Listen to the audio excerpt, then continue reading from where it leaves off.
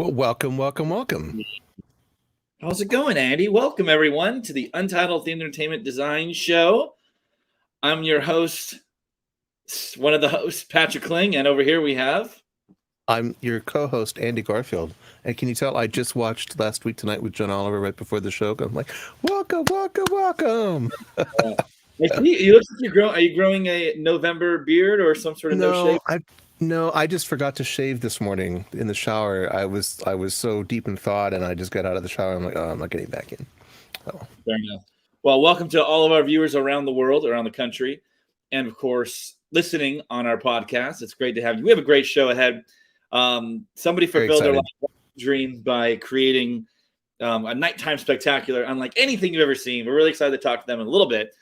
But first, let's dive into the news, which is to say the biggest news really is IAPA next week, right, Andy? Yep.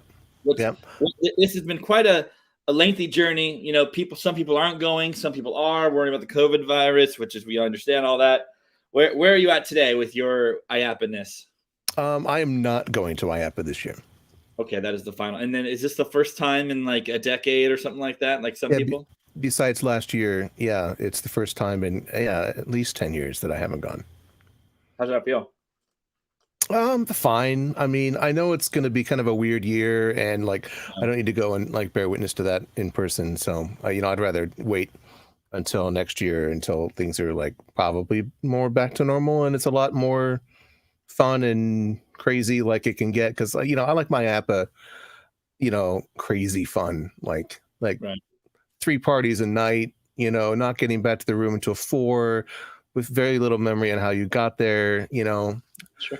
Yeah. Okay. Barely getting to your morning meetings, that's how it should be. Not just like, oh, there's like 3 people that I know here, or like, there's no EXP party, or there's no Lancel party, or whatever. I don't even know if there are.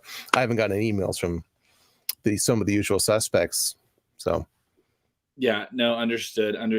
It's really I'm going, obviously. We're actually exhibiting. Big Break Foundation is exhibiting this year. Oh, really? You have a booth? We have a booth, yep. So we will be on. Are you going to be a booth babe?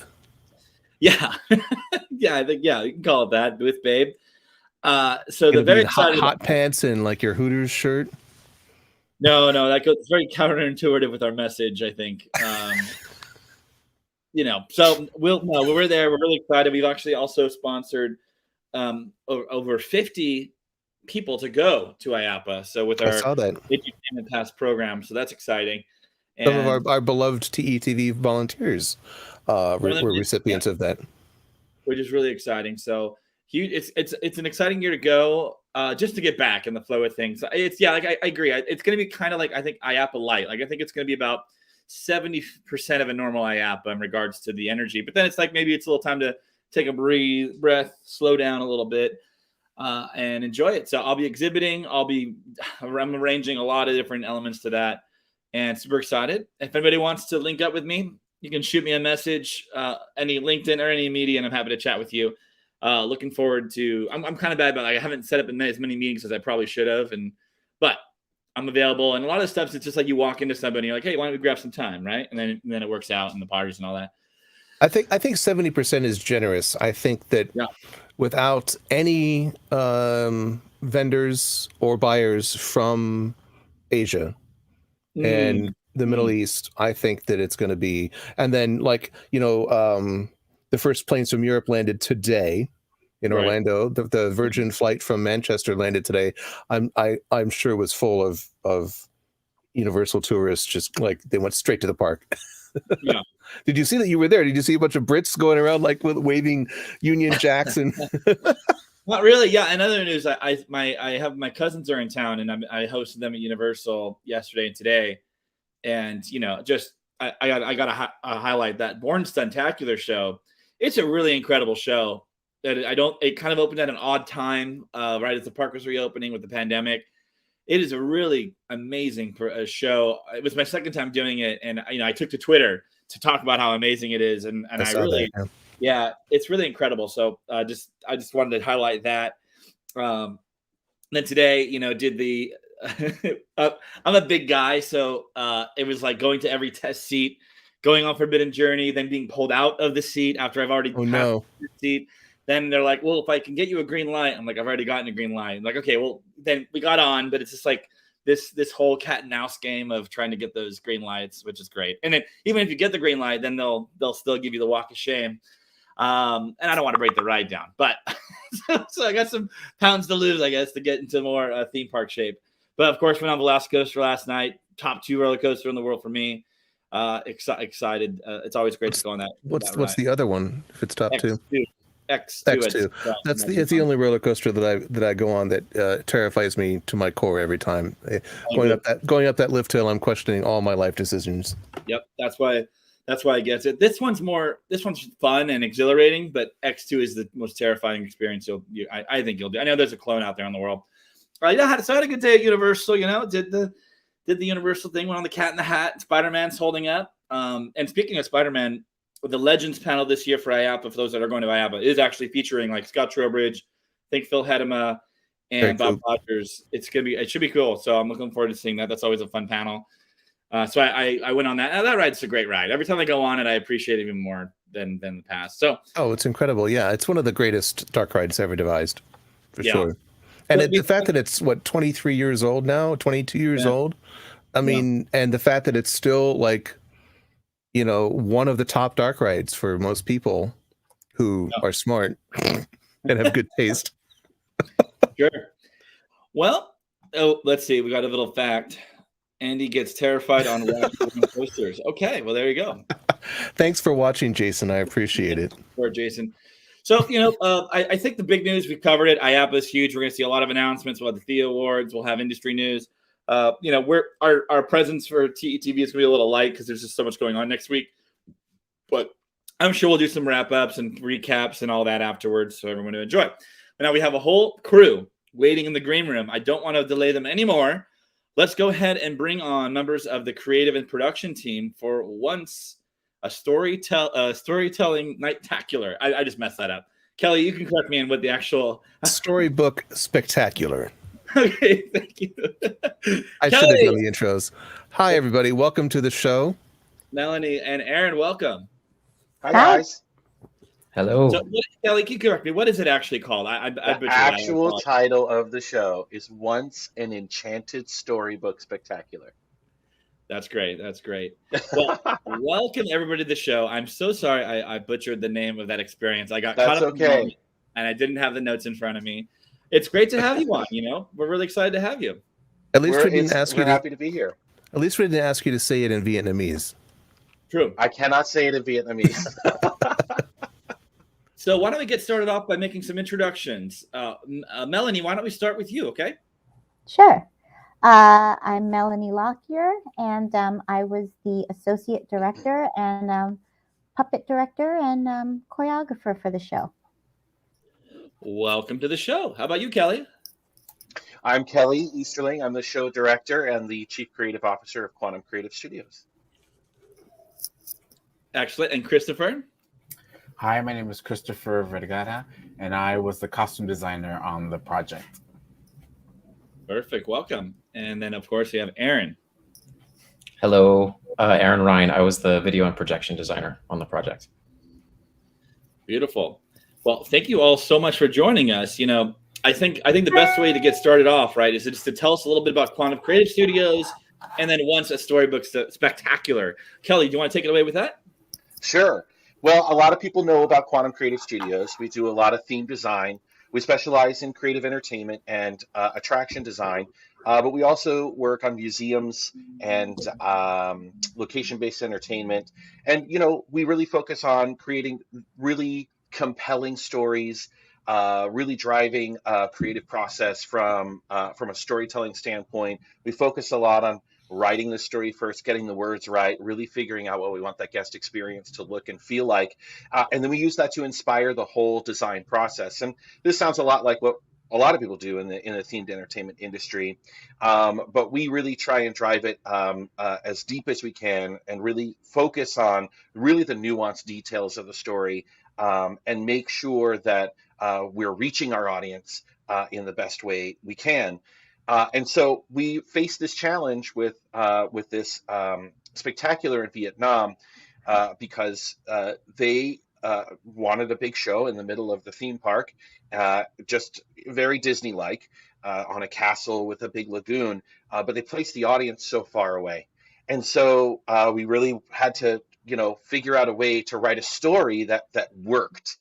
And so I think the outcome of that was really successful. I think it was a wonderful experience for all of us. But I think the guests are really enjoying the show every night. I think we are reaching across the span of distance between our show and the audience and really connecting with them in a great way. And a lot of that has to do with the fantastic work of the team that you have with us here today, who really focused on how to tell these nuanced storytelling points and make them reach all the way out across the water, and make them connect with the audience. So why don't we go through a quick reel? We can do our little sizzle reel so everybody can kind of see what the show looks and feels like, get us a sense of it, and then we can talk about it a little bit more. Is that cool? Sounds great. Let's let it roll, CJ.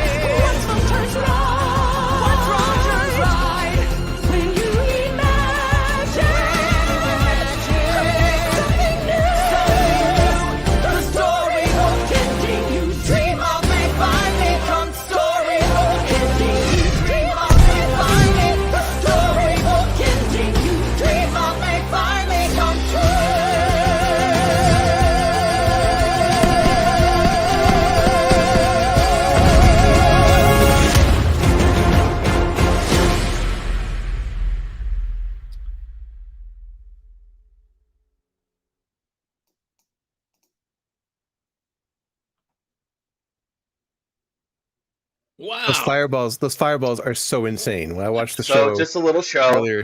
just a little streetmosphere entertainment. Stand and watch. You know, Tumbling show. Yeah, that obviously is absolutely incredible. We had you both, or Kelly and Jason, on a long time ago, or maybe it was last year, and you showed us a little bit of the in-production work on it, and to see it come to life in such a spectacular way, it's really, really amazing. So congratulations to everybody, the entire team in Quantum, and of Thank course you. the owner-operator for putting it all together. And it's great to have you here. So everyone just saw that video. Clearly, this is a stunning show. Kelly, why don't you talk a little bit more about, the story, or did you do a unique story, or is it based on something? Can you talk about that? Yeah, I mean, this was one of those situations where we were working with Vin Pearl, who is the owner operator. It's a brand new park, so it was all new construction, and they really wanted something that was going to be the finale, right? And so, we talked a lot about how the guest experience in the park should be a story in and of itself, from the beginning of the day to the end of the day, and we thought about what is the guest story, right? The guest journey, not just in our show, but from the moment they walk in the gate in the morning to the time they watch the show at night and leave the park. What does that journey look like? And what we discovered was that there's all these great places that they go. There's these adventures that they go on to all these different locations. And we thought that might be a great inspiration for how we tell this story. And one of the things that we wanted to do was make it about a park guest. We wanted a park guest to be the hero of the show. And so those were kind of the driving forces behind, creating this story where we have a park guest who kind of stumbles out onto the stage, and becomes the unwitting hero of this incredible battle between good and evil, and saves the world. And so the story is basically that there's these characters that live within a storybook, and the storybook was written with the quill of a phoenix. And so what makes that so magical is that in your imagination, when you read a book, you create these pictures and these images in your head of the action that you're reading. And because this book is enchanted, this storybook is enchanted, when it's read, when you read those stories, they come to life. And so the show starts with the storybook opening up and the hero coming out and experiencing all of the stories in the storybook. But deep inside the storybook is this evil sorceress. And the sorceress wants to break out of the storybook and kind of break into real life and take over the world. And if she can just get the quill of the phoenix, she can write that into the storybook. And so it becomes the hero's goal, the hero's objective to get the quill of the phoenix and finish the story so that the sorceress can't do it. And so it becomes about this hero finding it within himself, finding the power of his own imagination to be able to finish the storybook and write the sorceress into the pages of the storybook, bound in the book forever and never being able to come out again. And so from the moment the show starts, the unwitting park guest, who I'll be honest with you, is actually an actor because we couldn't put an actual guest on stage. It's too dangerous. But this unwitting park guest kind of stumbles out on stage, and he's paired up with a great sidekick, Pearly, who's this kind of charming monkey who spends a lot of time getting to know the guests. And he comes out on stage and he creates a lot of the humor in the show. And the two of them go through these trials and they battle pirates and they go under the water. And throughout the story, the storyteller's telling him, use your imagination, finish the story. But he eventually comes up against the sorceress and she demands that quill from him and he battles her and he calls forth the phoenix to assist him. And there's this enormous battle in the end between the sorceress and the phoenix. And ultimately the phoenix and the boy and Pearly overcome, and they finish the storybook, and the book closes, and he has won, and we are safe. The world is safe, and we're here now today to talk about it. So the park ownership wanted a really unique story. They wanted their own experience. They didn't want to pull from a typical fairy tale or Greek myth or that sort of thing. But they did want to use some of the typical I would say tropes or devices that might be used to help tell the story of the battle between good and evil. And I think that was a good choice because our audience was 268 feet away across a lagoon. And there's a lot of character development that has to happen in order for the audience to fall in love with these characters. And so by using some of these storytelling techniques that we've all come to know and are used to seeing, in the world of the battle between good and evil, we're able to kind of fast forward to the point where the audience is like, okay, I get it. This is the hero. He's cute. He's charming. We love him. And that's his sidekick. And the sidekick is cute and charming and funny. And we love him. And so they fall in love with these characters. There is no question when the sorceress comes out, she is 100% evil. We know it. And it is very clear, which you'll see a little bit later. The culture of the Vietnamese culture is really important. And so it was something that the ownership wanted to make sure was part of this production. And so there's moments in the show where, in fact, the first time that the boy meets the phoenix and gets the quill from the phoenix is on the island of Phu Quoc in Vietnam. Tying back to the Vietnamese culture was a really, really important aspect for this. There's a lot of pride in the culture there. And so that was something that we really worked hard to make sure we captured that. So Aaron really spent a lot of time making sure that we were really capturing the sense of that Vietnam feeling in the visuals, certainly in the costume designs, certainly in the movement and the staging that Melanie did. A lot of the action of the play and the visuals of the play really had to tie back to that culture. So we spent a lot of time figuring out what that looked and felt like. And there was a lot of collaboration from the ownership, which was really helpful and really a great collaboration with them. So that's the story. I have to tell you, I think it was really successful because I watched the show today and thought it was great. And like, you know, I don't speak Vietnamese, so I didn't get a lot of that. But I have to tell you, I have a friend who has seen the show. He's Egyptian and his girlfriend is Vietnamese. And they wrote to me and they're like, "Hey, did you have anything to do with the show?" I'm like, "No, I didn't. But what did you think?" And they loved it. And the Vietnamese girl, she was just like, "Oh, it was so Vietnamese. It was so nice to see like a big sort of show like that felt Vietnamese." And then my friend who's Egyptian, he's like, "I loved it too, even though I didn't understand a lot of what was going on in terms of the language." But I think it was just really successful because of all of the attention that you paid to the story and the visuals and all that kind of stuff, and the media Yeah. especially. Yeah, well, thank you so much. I think, and I can thank really it's this Melanie who put a lot of trust and faith into the cast and worked together with the cast, and there was a lot of back and forth with the cast and discussions with them, and I'm not sure that was necessarily part of their culture. I think they were used to people just coming in and telling them what to do, and I think we surprised them a little bit when we came in and we started saying, "How do you feel about this?" And giving them a voice. But I think that helped a lot. I mean, I think it really helped a lot. Not only did they take on a lot of ownership of the show, they really invested. Like they invested a lot, and that connects. That really reads. People feel it. They feel it a lot. Well, for sure. Well, let's dive into that. Let's dive into like the production and the approach and execution of all of the different elements. The costumes, the puppets, the media. And I mean all the pyro and the fountain programming, the lighting was also great. I want to hear. Start at the beginning. I want to hear all about it. Yeah, Mel. Melanie, why don't you talk? Yeah, Melanie, go ahead. You tell us first about your experience. I just had a great time, and I think for me, the best part of the show, besides this creative team, was getting to know the cast. And they really took on this show as something that they felt so excited to be a part of. And I can't tell you the excitement when they put the costumes on for the first time.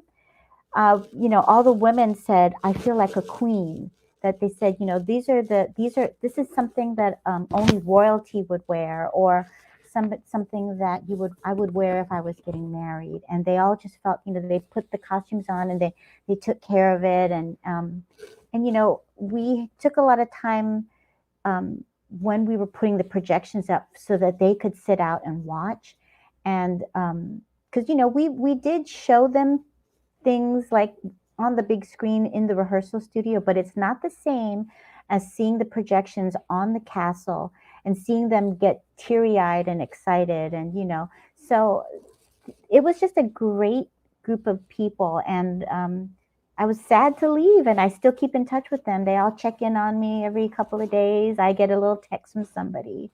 And I think part of it was we had to deal with communication, because I think we only had maybe 5 or 6 who spoke any English. Some of them spoke very, very good English, and none of us spoke Vietnamese. So we had, I think, 4 translators, or at some point we had 5 translators that we used. But we did. I tried to ask questions of them just to say, does this make sense to you? Or because we did as much research as we could on Vietnamese culture before going in, especially like Christopher and Aaron. But as far as movement goes, I wanted to make sure that the movements felt authentic to them. And to be honest, knowing how far we were from the audience, a lot of the movement had to just be giant, and we used props and things like that. But the cast just really, I've never worked with a bunch of people who came in early, stayed late. They worked their little butts off, and in the heat, sometimes we'd have rehearsal in the middle of the day, and it was 118 degrees, and they never Mel, complained. Yeah. a lot of the work that you did with them was training them in puppetry, which they've Yeah. never done before, and that's such a huge part of the show. The Jim Henson Company produced these puppets for us, and the Phoenix was enormous. How many people was the Phoenix puppet? The Phoenix was 40 feet. The wingspan was 40 feet long and 25 feet deep, and we had 12 people who did it. We had one guy who did just the head, and a girl who had the body part, and 2 people on the tail, and 4 puppeteers on each side doing the wings, because it was a lot. But no, because the thing spun apart, and it ran together, and then it would spin off and explode and run off stage.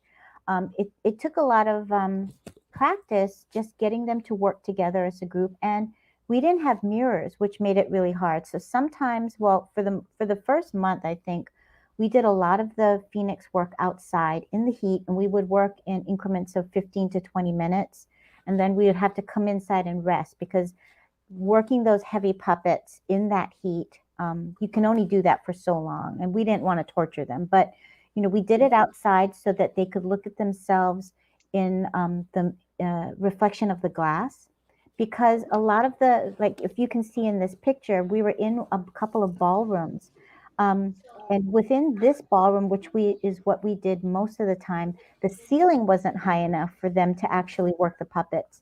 So we did more small puppets here, and this is our Pearly puppet. It's a hand and rod puppet, and none of them had puppeteering experience, so it's tricky to teach somebody without a mirror, but trying to keep Well, it and what they would do, expressive. remember, Mel, they would take video. You can see she's doing Yeah, it there. They would take video, and then they would go back home at nighttime and watch and they would themselves. practice Yeah, with the video from their phone.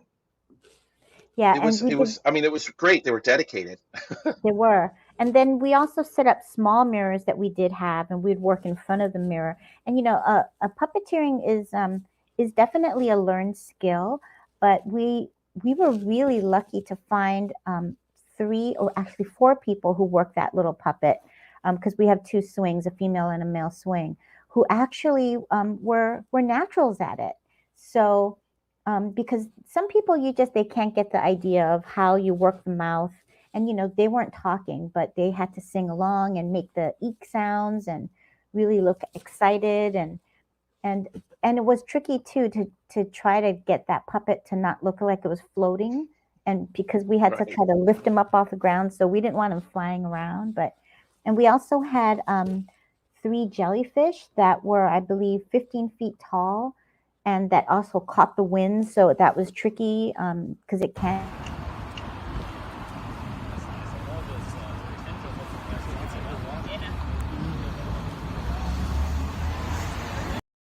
longer and skinnier sticks. And we had 2 eels that followed each other around, and also a fish flag, which was all. And the phoenix, I don't know if you guys can tell by looking at any pictures of it, but it was they're all hand dyed fabrics. Like, that's luminescent. I mean, all the fish things, not the phoenix, but the aquatic things, all glowed in the dark, so that when we did have the black light, you can really see them glowing in the dark. And the phoenix, it came such a long way. I kind of wish I had shown you some pictures of what it started off looking like. And we had to make sure we stopped calling it a chicken, because it looked like a chicken at one We point. went through And a phase. We went through a yeah, phase where it looked like a chicken for a while. yeah.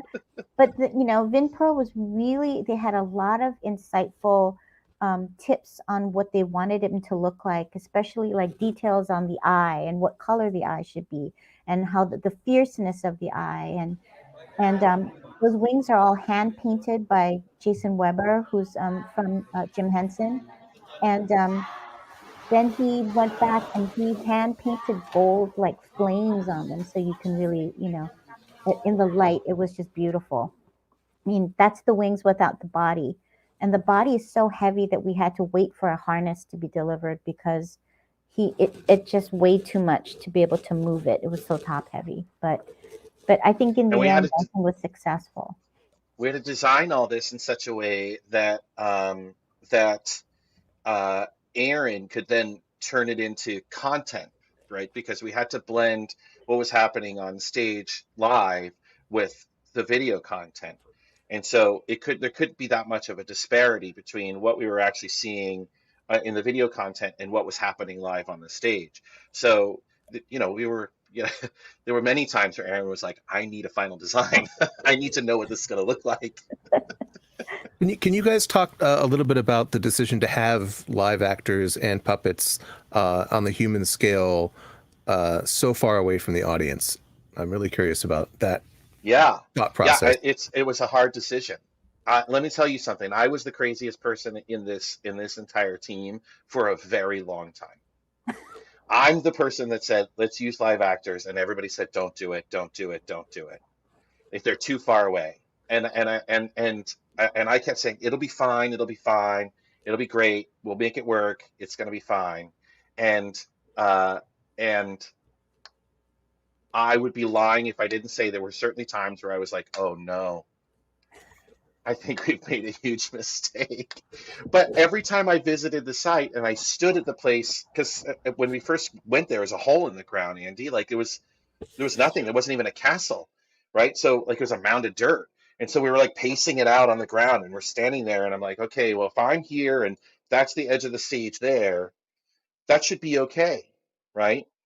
And so it was teaching the actors really broad movements and really being, broad. And it was Melanie giving them, props and ways to make themselves bigger, right?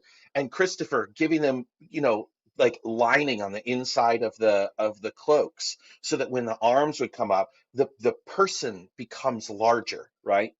That because I'm telling you, up against that huge 16-story castle, I mean, with the fountains and the fire that's 200 feet in the air, I mean, like it's the people start getting smaller and smaller and smaller, even though they're not getting further away. And so it Yeah. became a real challenge, for the technical process to make sure we didn't lose them, right? We didn't want to lose them. And so, I mean, all the way down to Melanie has the pirate captain staged so that, his foot's up on like a thing and he's got this sword, but he has to turn the sword in a way so that the light kind of hits the sword. I mean, those kinds of nuanced notes and direction makes a difference, right? So that we can see what we're looking at, so that we can, so the lighting team has to actually pull focus and light it up so that we know, and I think ultimately it was very successful. People do fall in love with these characters. The show does not happen without actors. The actors carry the show. And so I think it works. I think it works, if I don't say so myself, but ultimately, it was a tough decision. It was a tough decision. Yeah, there you go. That's the moment. Yeah. Such a Well, great picture too. Well, Christopher, I want to. That's a perfect, I think, segue to talk about the costumes. I'd love to hear your thoughts on that. Yeah, I mean, it was an excellent project. It was such a wonderful story to tell. So that's like always like the good. But then when we're told as the costume designer that the audience is going to be, 200 plus feet away, you're like, oh, okay, so we're going to use the big brushes on this production. And I make a joke of it, but that's really how we had to think about it. I thought about it, imagined it in like big color blocks, where so that we could see the human being, in contrast with the video, with the puppets, with all the other elements in the show, and not be so sensitive about the little details. Even though if you get close in there, the details are there for the performer to know, and I hope that the audience then feels that those details are there. But that was a really important thing. So when we're going through deciding the looks for everybody, that was something that we had to keep in mind. And then also we had to keep in mind that the show, the story goes pretty fast, and we go to a lot of places, and there are a lot of they're pirates, and they're jellyfish, and they're the phoenix, and they're townspeople, and the pirate. It was a lot of, so we had to figure out even before I think the drawing started, like how are we going to be able to do all of these different roles and portray all these different characters. So that was sort of another challenge in it.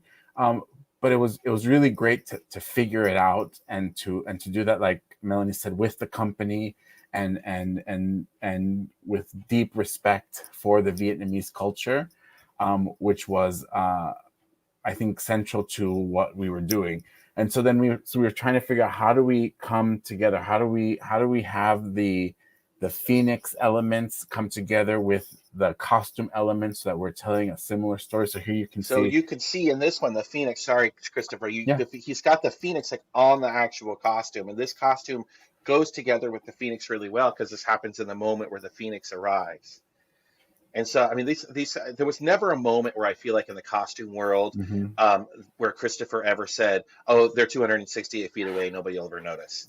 You know what I mean? Like painstaking attention to detail in these costumes, not only because they have to last outside in this tremendous heat, and even though the show is only 22 minutes long and they only do it once a day, like it's 22 minutes of like incredible, like crazy fast speed. And the costumes have to be durable, right? And so, there's this constant balance of like, how do we make them durable and last and not make them out of visqueen? You know what I mean? So, we ended up with just, this costume is just incredibly gorgeous. And there are some details that I think the audience won't necessarily capture, but I think the characters, the people playing these characters, they can embrace these characters better and feel more aligned with the story when they have such an incredible, wardrobe to work with. Right. Sorry, and then Christopher, go ahead. No, that's exactly right. So a character here like the shaman, where you really want to stand out and be able to follow them in the story. You can a nice tall hat with some phoenix feathers on it and a beautiful color that worked well with in our environment. But then there are moments where you want it to sort of blend in. So when you go to like what they wore when they were the Phoenix, or here are sorcerers, which is great. You can see we're trying to create interesting shapes in the shoulders, in the headpiece that will help us etch them out in this large space that we had to deal with. And she's spiky. She's spiky. But then when you get to, and then exactly, and so then like what Kelly had said before, lining the cape in a color that when she moves around, you can see the shape of the body underneath is really helpful, especially when you're at such a distance. So there was a lot of those kinds of techniques that and thoughtfulness that we had to do throughout our process. But then there was like a moment when you're with the puppets, especially the Phoenix, where you need to blend in with the larger object that you're creating. So that was also a wonderful opportunity to work with the Jim Henson and their group, and to be very exacting in matching the colors of their pieces of their puppet to our colors of our costumes, so that when they come together, they try to act as one cohesive unit. And I think it's pretty successful, because as I watched and as I saw other people see, you just see Phoenix, you just see the bird, you don't see, you are able to see past the puppeteers. And that was, I think, a really great thing that we were able to accomplish together. Yeah, and a lot of the conversation, I think, with Jim Henson and with Christopher was about the actual fabric choices, so that they moved in the same kind of way. And that was a very detailed conversation, and it took quite a bit of time to pull together. But again, there's that kind of collaboration, so that we end up with one kind of cohesive artistic piece that ends up on stage between a handful, or not even a handful, many different artists that are pulling all of those different elements together. But even, for example, on their puppeteer, they have sort of feathers on their tunics that are the exact same shape as the feather that Jim Henson, the big wing piece, so that we're always referencing each other and in collaboration together, which is really wonderful when we get to do that work together that way. I loved all the costumes. I thought they were just absolutely gorgeous, and it was such a thrill to see, like, what's the next one going to be like the next one, you can see the attention to detail. When you watch the video, of course we had the close-ups, and I could see just the sumptuous fabrics that you used, and feels very expensive and luxurious. I liked it a lot. It was really cool. Congratulations. Thank you. That means a lot. Yeah, that's definitely what we were trying to do: honor the story, honor the culture, honor the people. Christopher, do you have a favorite costume? So I like that pirate. The I pirate have to say captain. the captain. I think it's a fun shape that we got to do, mixing some leathers in there. You know, it was very interesting. But I think the being part of the Phoenix, how we that some colors in there. I think you quickly know what it's funny. You quickly know that shape. You quickly know who he is. As Kelly was mentioning, we don't have very much time to tell you who these people are. You gotta like look at them and know. And I like with him, I see him. I'm like, oh, okay, I know who this swashbuckler is. So that's it's and the audience I think quickly is like can identify how and we identify how this is being born of the imagination of our hero. So that was a fun one to do. That whole set of pirate costumes was really cool. Yeah, that was the nice thing about being in the imagination, right? We got away with being able to use brighter color blocks, really get a great, because this is really his imagination, right? It doesn't have to be ultra real, but it needed to feel real to the audience, right? Right. So we got to play with some of that back and forth. Yeah, it's fun. But also, I wanted to say that each pirate had a different costume. Like this is the pirate captain, but each pirate, I think there were 6 other pirates, and each one was absolutely different. So, and they all matched their own character, and everyone had like a different kind of a sword. But I mean, everyone had a different, they matched together as a group. But the attention to detail, and the hats and everything had a little. Some of it had a little sparkle added to it. Right. Was great. It was beautiful, and they loved it. Right. And then of course there's the townsfolk with just some beautiful costumes referencing the fire of the Phoenix, and that whole group of people especially when they were all together doing Melanie's choreography, was a fun moment and a highlight of the show, because then the audience can get up and start dancing too. It was like a great special time in the show. It was fun. Yeah. Well, Aaron, I'd love to hear about the media, all that beautiful media that you produced for all the fountain projections and the castle projections and everything like that. It was extensive. Oh, I feel like we lost Aaron. Oh, is Aaron's gone? I didn't even look. I'm just like, blah, blah, blah, Aaron. Well, why don't we let's go to one of the questions. While we're waiting for Aaron to reconnect, let's go to Jason's questions. Oh, He's back. There he is. Aaron, I was just I wanted to hear from you about all of the beautiful media production you did for the show on the castle and the fountains and everything like that. Are just fantastic work. Thank you.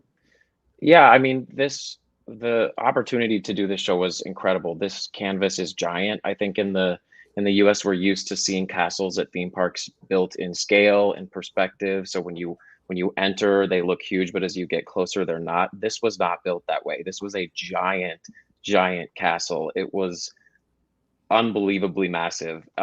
So just to be able to work on a show and project all this media content on it was exciting. I think, there's a lot of projection mapping in themed entertainment nowadays, and I really thought a lot about wanting, what could we do to set this apart? And I wanted to embrace the architecture of the castle in every look that we did in some way. Because as we've been speaking about, there's a lot of locations, there's a lot of detailed story points. And, I think a mistake would have been to really fight the castle and just try to use it as a projection screen to show all those places, etc. But we tried to bring the castle into every look. So we're under the ocean. We created this as if the castle had broken apart and was in ruins at the bottom of the ocean, or we made it into a temple. But we tried to think about projections as lighting in a lot of the scenes, so it didn't always look like video moments, but sometimes we're just subtly lighting the castle to feel a certain way. It was an incredible opportunity, and I loved working with all these wonderful people. I thought it was really successful. All the things you mentioned, especially, having it play not as a castle and turn it into a temple and things like that. I thought it was really smart. Yeah, because it doesn't go away completely ever. So Right. We embrace it and we can alter it, and it really becomes specific and stands out rather than fighting it throughout the show. And And I'll how about say, Andy, the process of getting to the point, and this is exactly what I'm about to talk about, the getting to the point where we were ready to actually start putting content up on the castle. I mean, it was a struggle. There were people that were supposed to be there that weren't there because of COVID. They couldn't come, and so we were like, well, we'll figure it out. And we're doing phone calls and video calls and FaceTimes and all this stuff, trying to get to the point where we actually have the media servers and all the projectors and everything aligned and ready to go, and actually start to put content up on the castle. And the kind of the same goes with fountains. The fountains are there, but getting everything, getting the technology to a point where we're ready to put it together.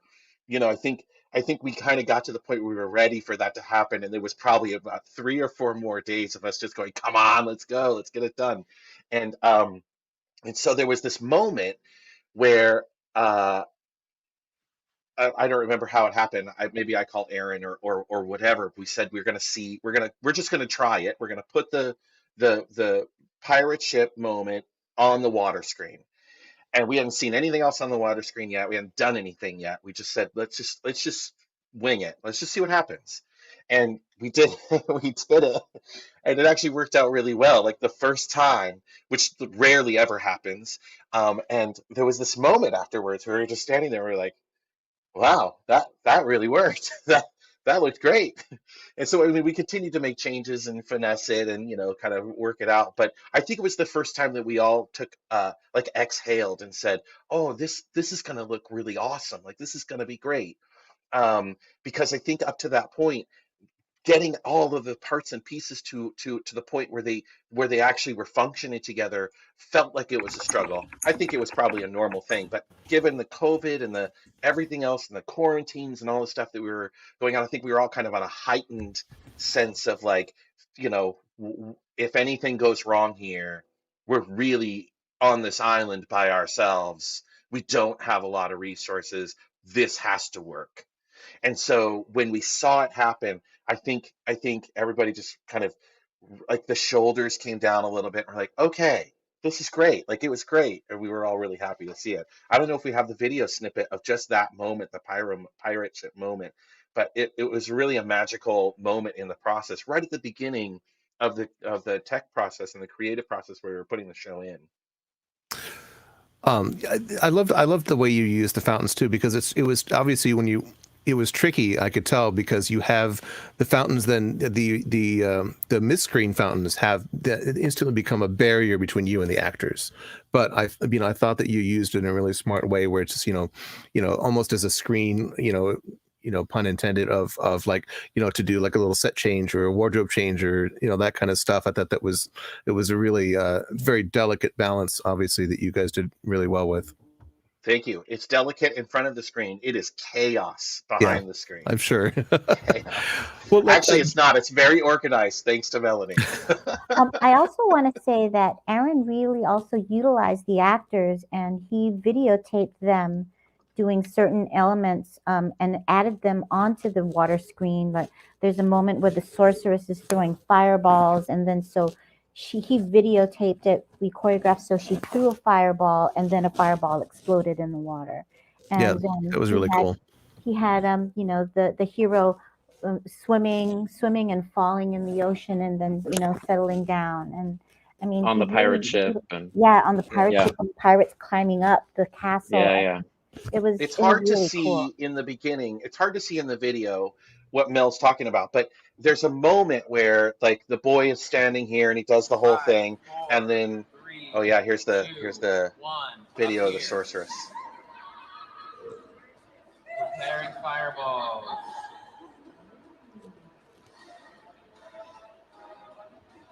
And 2. Prepare to throw. And throw. Reaction. Prepare to throw. And throw. And big throw. Yeah. Was it all shot in Vietnam? Yeah, Yeah. we shot it there on site. Wow. Yeah. Well, I mean, there's a question from the audience, a comment from Jason McManus about: is there anything on site that in the production in the previous process that you thought was going to work, and then when you get to the site, it didn't quite work out the way you imagined?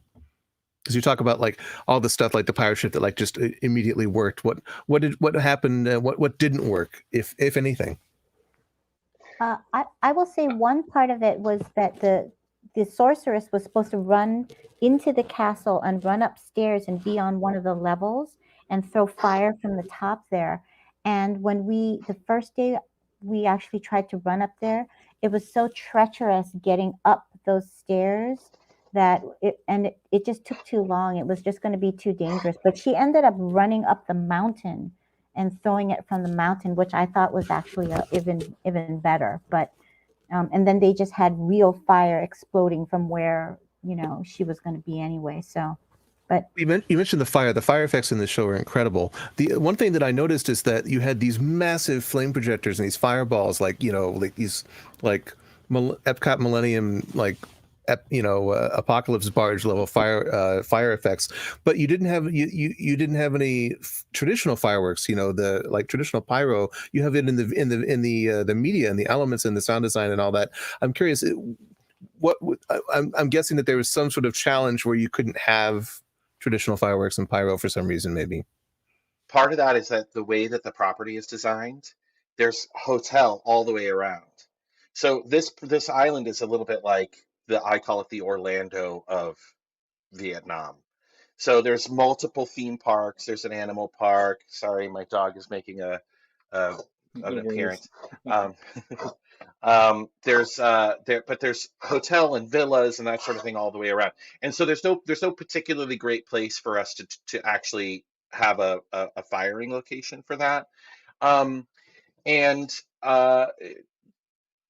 we felt that we really wanted to keep the show contained within this space.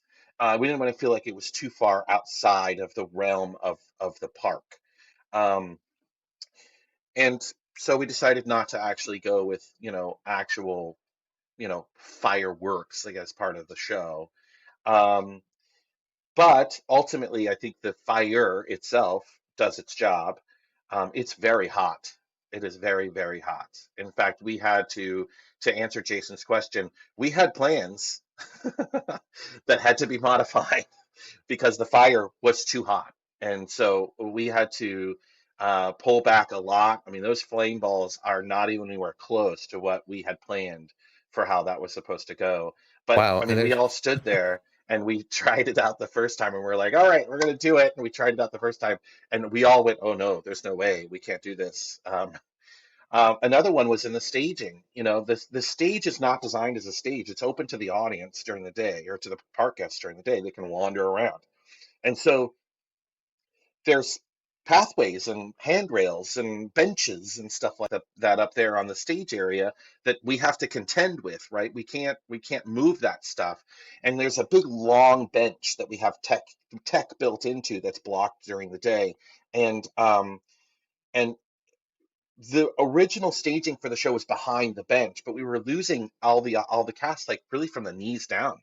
And so we came in later in the process and said, we're not going to do this. We're going to redesign the bench. And they actually rebuilt the bench while we were there, and made it wider so that we could use it as a pathway, as a walkway for the cast to be up on a bench. So we had a couple different levels. So you'll see moments where the cast is up on this bench, and then the rest of the cast is down below on the water's edge. So we get two different levels. So we get the boy and the shaman and Pearly, they're up higher, and the rest of the cast is kind of down below supporting the scene action. So it actually ended up working out really well that way, and we're really happy with the result. But yeah, I mean, to answer Jason's question, there was a handful of things that were like, oh no, that's not going to work. And that's a little scary, again, being on an island. There's no Home Depot, there's no options. You don't just say, oh, we're going to make a change and then call in a contractor or a specialist to come in and help make that change. It doesn't work. If you're going to make a change, you got to do it yourself right there, figure it out, with very limited resources.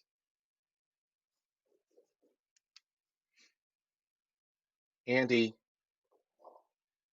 Oh, sorry, I was on mute. Awesome. No, appreciate all that. So let's move on to another question.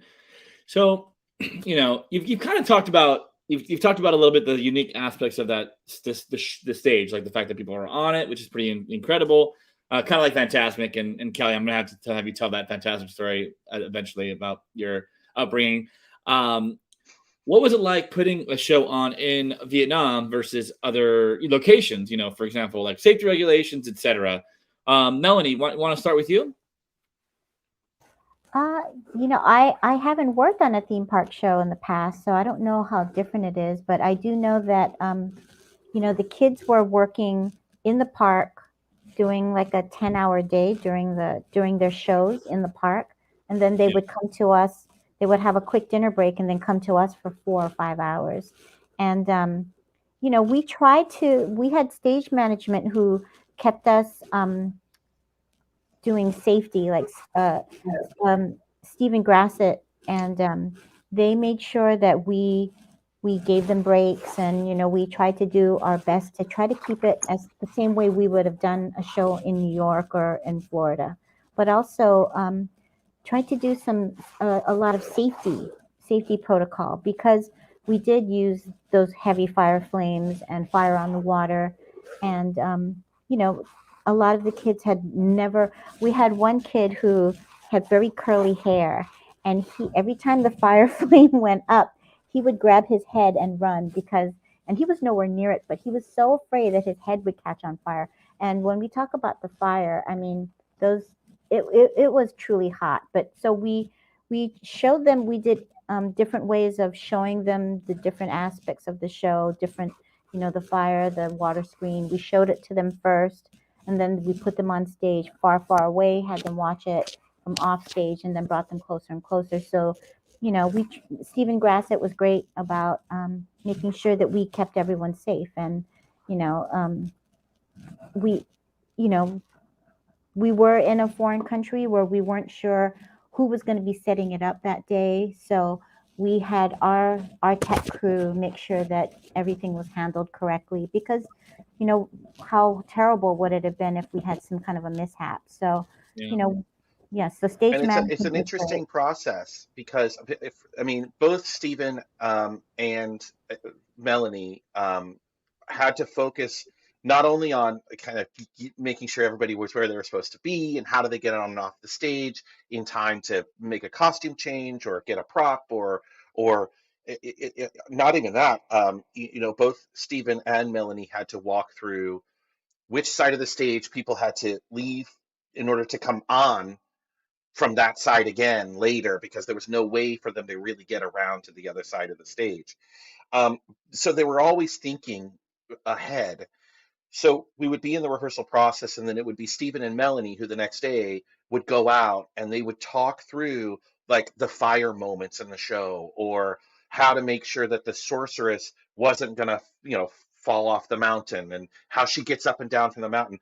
And so Stephen actually would turn to the park and say, we need to put handrails in here, or I need to put grips on the ground, or that sort of thing. Melanie's working with the cast to find out what their comfort level is and where the sorceress needs handholds and that sort of thing. And then Stephen is working with the park to actually make that stuff happen. And where I think this is different is that we were working with a park that's never done a show like this before.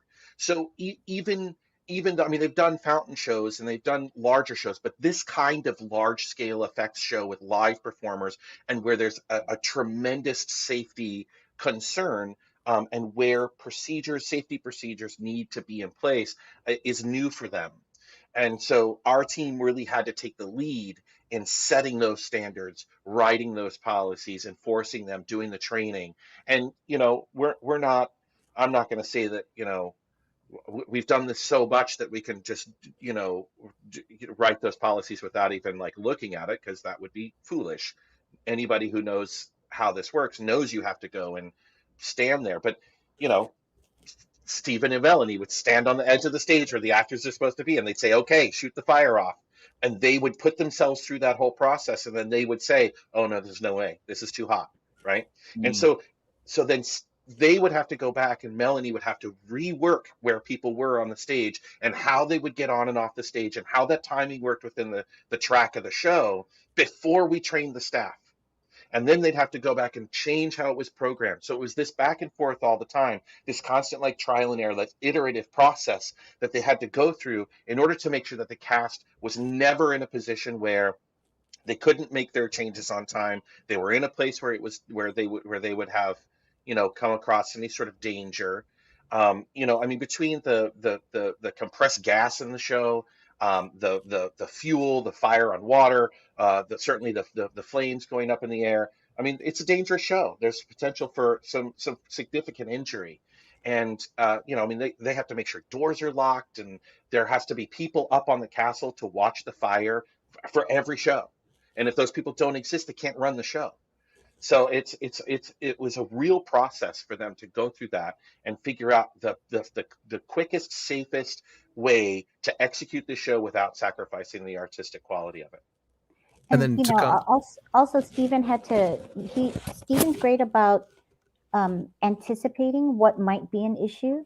So he went ahead and the castle was built while we were there in rehearsal. They were building it during the day as we were rehearsing. So he put lights. He put lights, like LED lights, on all the areas where the cast would be running on the stairs. And then he painted some white line on the steps because the sorceress comes out in this flume of fog, and she's blind. So she comes out, and so we had to make sure that it was going to be safe for them, but also safe for the audience, because the audience is watching it from the other side of the lagoon, but we do have water that catches on fire, which is an amazing thing to see. But we didn't want small kids standing holding onto the rail, with their faces right up against that water. So we made sure that we have park employees who are walking around before the show and making all the kids sit down. Everyone, small kids, had to be sitting at least four rows back, so that there was no way that they could jump up and walk to the water. So we tried to think ahead just to make sure that the main thing was safety, because you could see that flume of fire from the hotels. Even that's how big it was. So I mean, it's exciting, but we also Steven says he would be here, except he's on his yacht off the coast of Mexico. Must be nice. Yeah, that's nice. So, like, as if all of that wasn't enough of a challenge, then COVID hit, and threw that monkey wrench into everybody's lives and careers, and your show and everything else. What sort of challenges? How far along were you, and what challenges did that introduce into your process? That was a big monkey wrench. I mean, we were in the middle of rehearsal in Vietnam. Melanie was there. A lot of the team was there already, and they started shutting down the borders, and they started travel restrictions, and we had to make the difficult decision to pull our team out and stop rehearsals. I think we had 12 hours notice that we were going to bug out. So we just had to pack everything up as best as we could. All the puppets had to be disassembled and packed up for storage. And we just bugged out. And because we had been there about a month already, I think 5 weeks, then we took off. And then I think it was over a year before we could go back. And this is our team. Aaron and Christopher and I are all in this team where we came back. And then we had to quarantine for 2 weeks and take a series of COVID tests. And because this was actually before vaccination, I think Christopher and I were the only lucky ones who were able to be fully vaxxed before we went. But it was weird, right? Because when we got there, there was almost 0 cases in Vietnam at the time. And the second time we went, and there was no cases on the island. So they wanted to make sure it stayed that way, Yeah.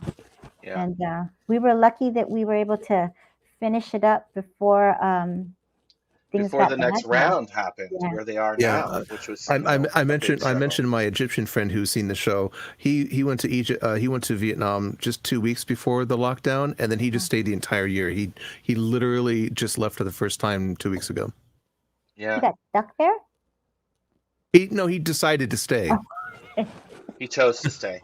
Yeah. Because Yeah. I mean, I don't know about the rest of you, but I felt super safe there because we were in New York before that, you know, where we couldn't even go to the, you know, it was kind of scary to go to the grocery store, but we were eating in the buffet there, you know.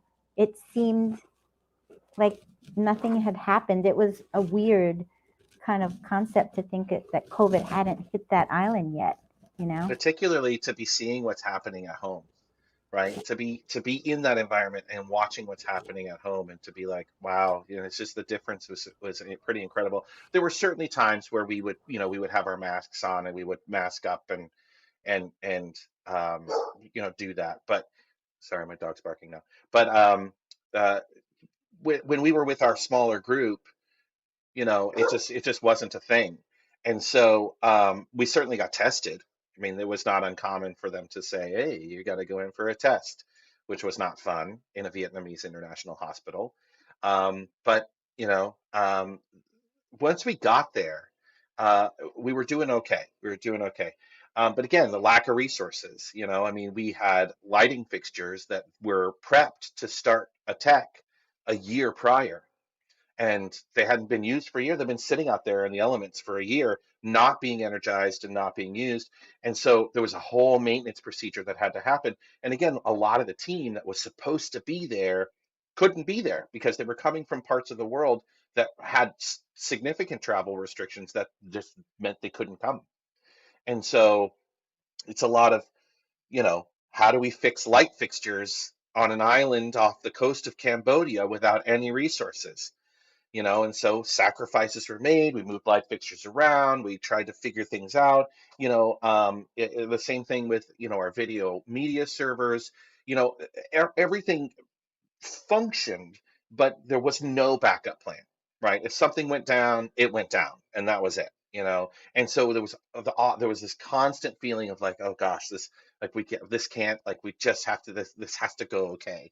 Um, and that was COVID, you know, that was the impact of COVID. But I think the people, you know, there didn't seem to be any sort of, you know, reduction at all, or any sort of impact on the tourism internally within the country of Vietnam to the island. There certainly is now, but there wasn't at the time. Yeah. But I will say one of the benefits, for me anyway, and everybody else can say what they got to say about it. But for me, you know, I would love to start every project like that, being sequestered in a hotel room for 2 weeks with nothing else to do. Aaron's like, no Absolutely way. not. Never. Yeah. No, that was horrible. No. A lot of my friends and colleagues worked on Universal Beijing, and they had to do 3, sometimes 4 weeks of various stages of quarantine that just sounded just dreadful. I mean, and you know, there's no way you could have brought enough whiskey with you to make it bearable, I don't think. Well, we figured out there was this trick. You figured out where did we stop off in Japan, right, Mel? We stopped in Japan, and we figured out that if you go to the duty free in Japan, you could get alcohol, you could get booze, and you could take it with you, and then you would have booze in the quarantine, right? And so I think we have some of these video moments, but we had 2 teams that went. The first team was the kind of the technical installation team, and then the creative team came second. So once we kind of got things installed, you know, we were able to kind of bring in the creative team, because there's no reason for them to sit around and watch people turn screws, right? So a lot of the lessons we learned in the first quarantine process, we tried to kind of pass along to the creative team when they were in their quarantine 2 or 3 weeks after we left. So our company manager, Frenchie, Uh, she used to do these videos every day where she'd have one of the translators send a video to teach them like a phrase in Vietnamese, and so it was like their Vietnamese lesson for the day. That's And fun. then That's clever. she would go around and she would do interviews with different people on the site just to just to make them feel connected. That's the one thing that I didn't like about the quarantine, and I worried a lot about everybody on the team, was just the disconnect, the loneliness, the disconnection, just being away from everybody. And I just never really wanted anybody on the team to feel like, they didn't know what was going on, or, that stuff was happening without them. And so I told Frenchie, make sure that you're sending them something every day. And then I said, and then once or twice, send them some cupcakes. Once or twice, send them some, and so they would do that. Like, send these little gifts and cupcakes and stuff. But yeah, this is one of them.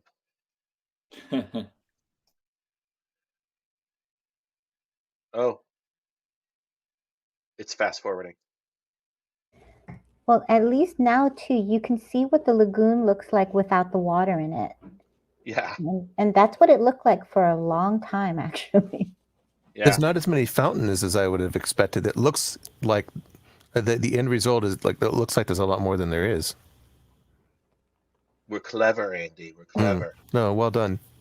Thanks. Well, let's, I want to talk briefly about the music and sound design for the show. I mean, as you know, I'm a composer. I've done a bunch of Lagoon shows. I really liked the music in the show. I really did a lot. And I'm a tough customer, and I wouldn't say that. He's not just telling you that because I wouldn't say that. Yeah. I wouldn't have even brought it up if I didn't like it, but I really liked it a lot. I'd love to hear about your process working with your composers, arrangers, and integration with sound design. Like, when I do projects, I try to have control over the entire audio spectrum, including the music and the sound design. So, like, if you had a separate sound design team, and especially just like the development of the music and the style of music, and the decision of how much sort of Vietnamese stylistic elements to use and not, and Western style scoring, and the huge chorus that you had, which I think I know which sample library they used if it wasn't real. The actual like background vocals. Yeah, no, I mean the big giant chorus. The singers. Yeah, those are real singers. No, there's a choir sound in there in some of the sequences. That's like that's 100. Yeah, I think I know exactly which one that is too. But no, I want to hear all about your process with the music.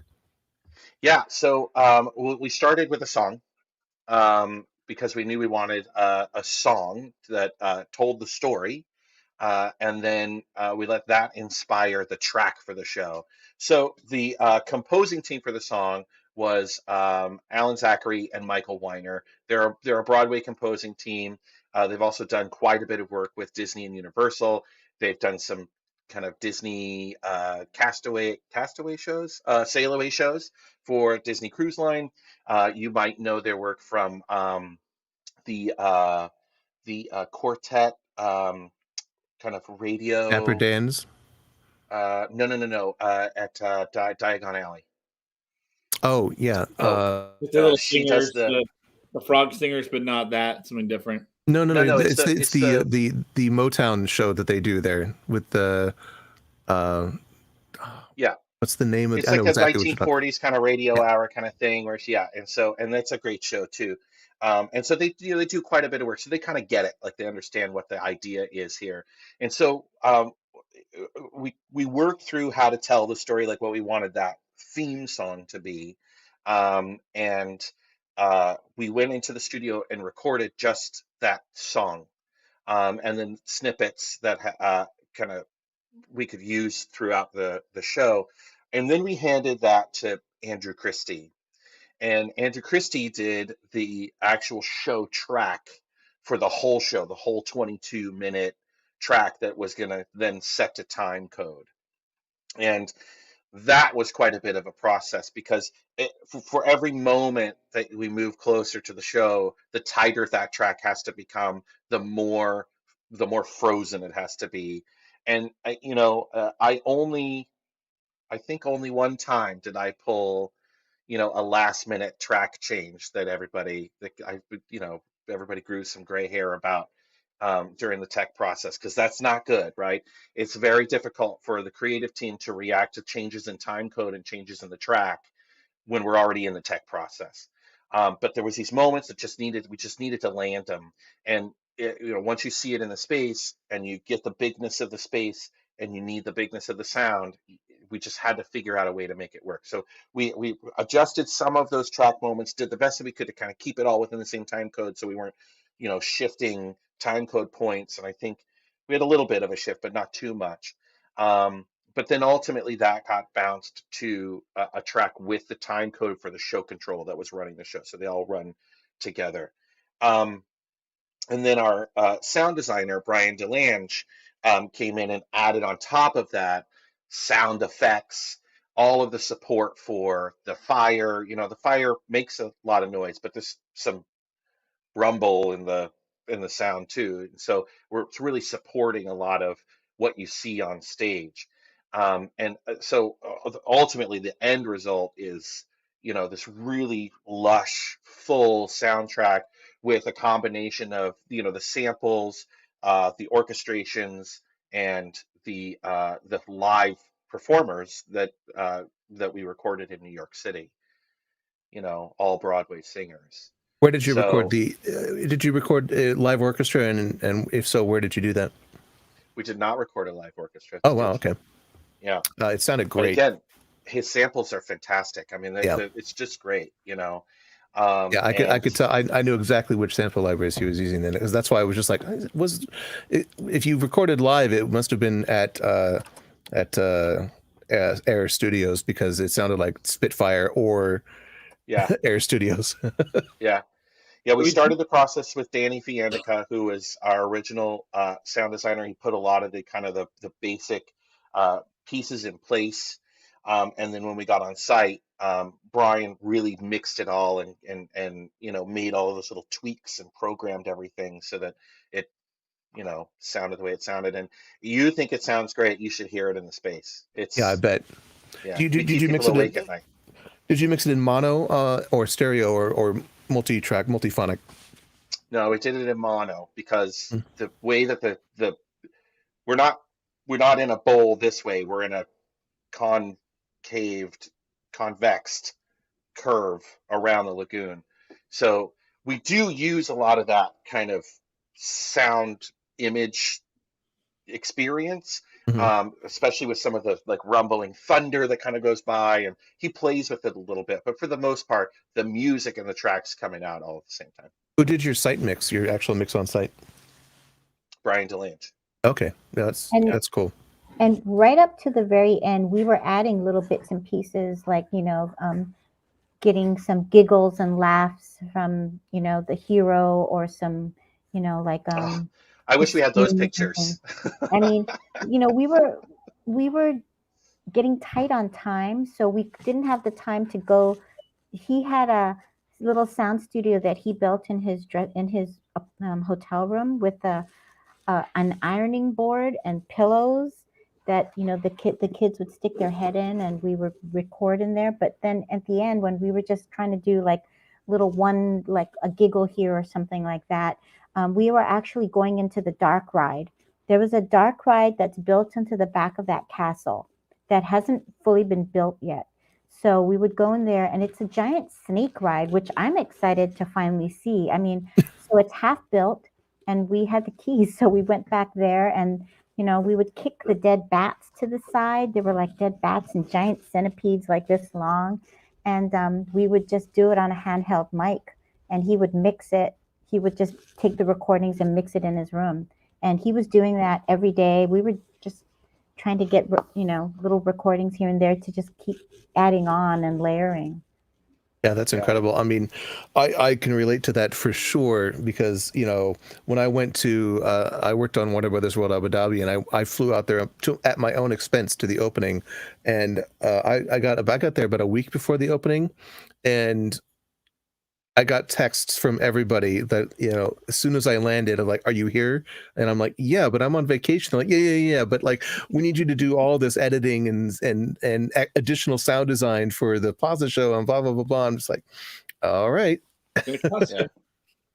So I know we have a clip here of actual singing. Why don't we throw it to it? Cool. And we'll calm stuff together. You can imagine as far as your dreams, stories enchanting and bold.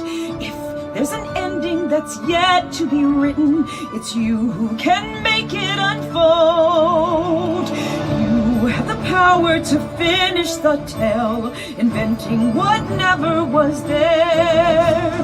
Wonderful journeys are yours for the taking, so take us near or far, most anywhere.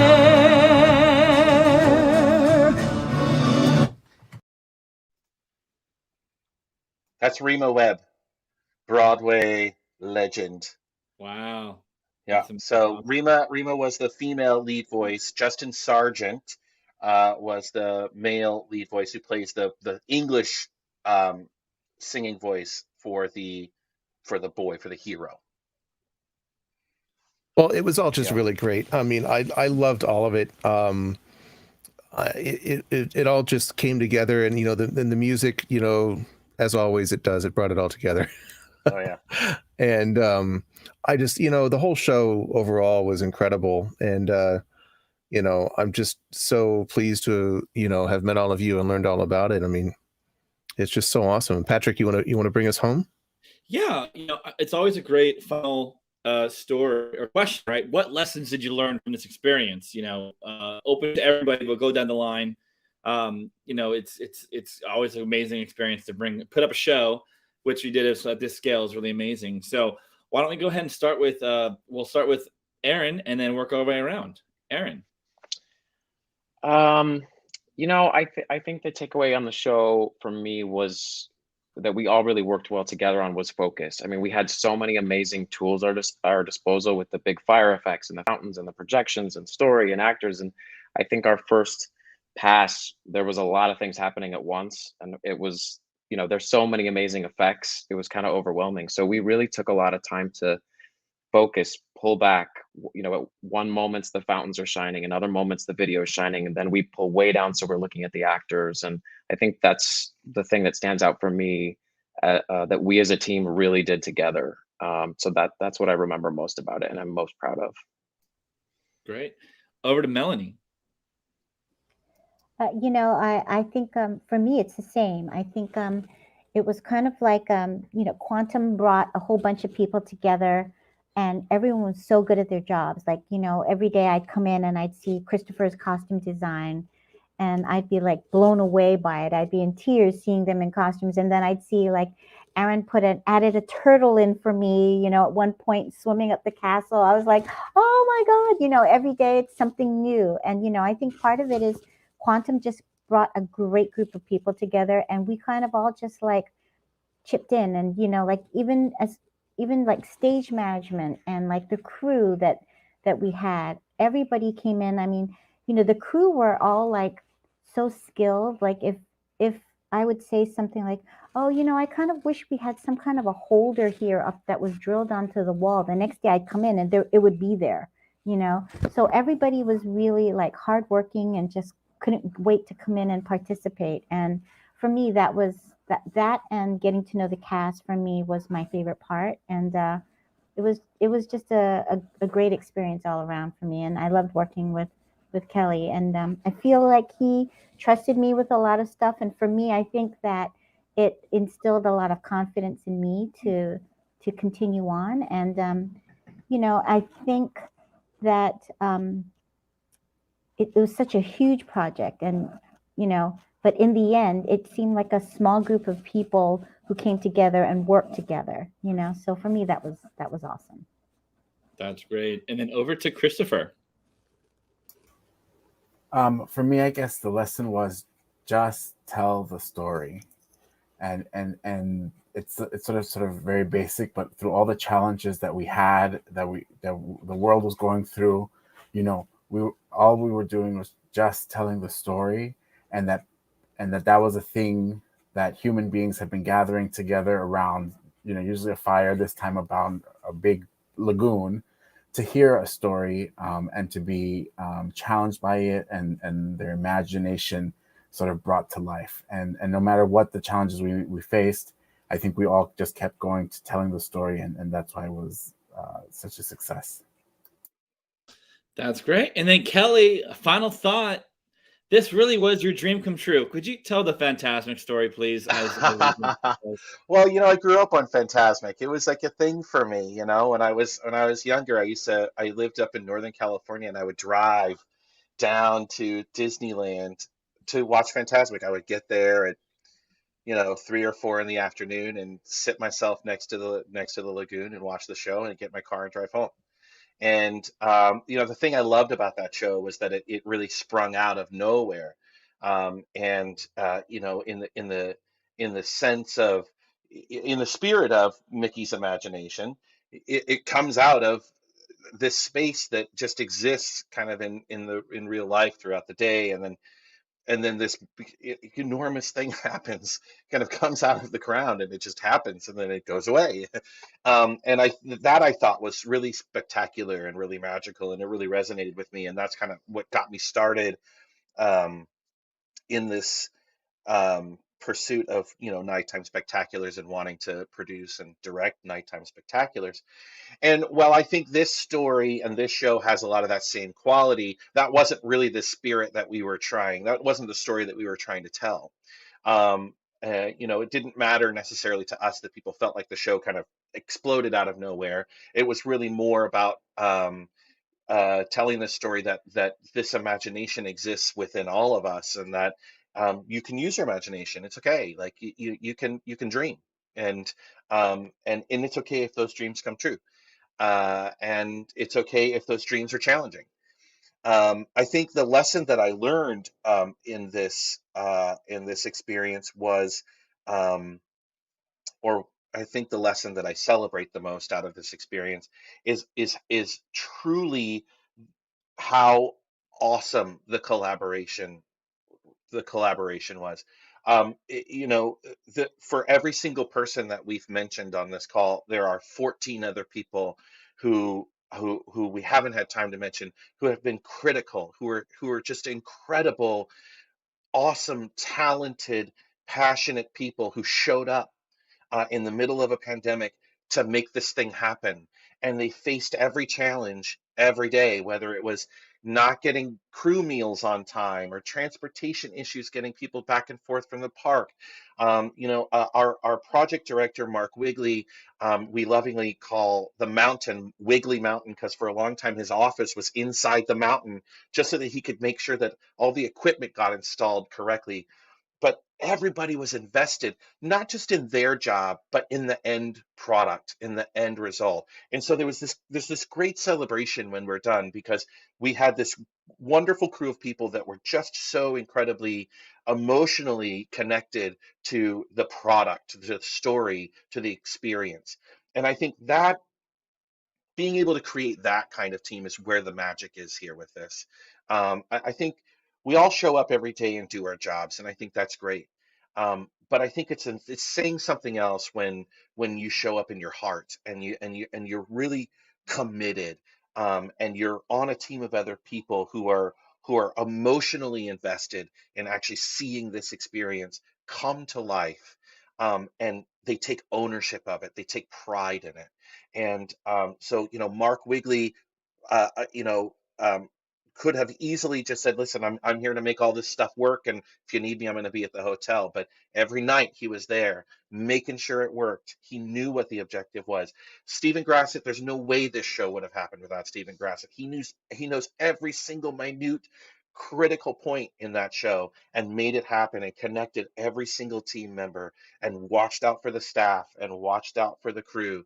And you know, those two guys really are the two guys that supported this team and allowed them to get their work done. And this just exchange of emotional value was really, really incredible. I don't know. I hope that we can make that happen again someday. I hope, because it was just a beautiful, fantastic experience that I would love to have again. I mean, I was just going to ask, like I can't wait to see what you guys do next with this team and Quantum Creative, and it was so great to get to meet all of you and hear all your stories. And Kelly, you and I just met today. I didn't make the prep meeting, but Phantasmic is also my origin story.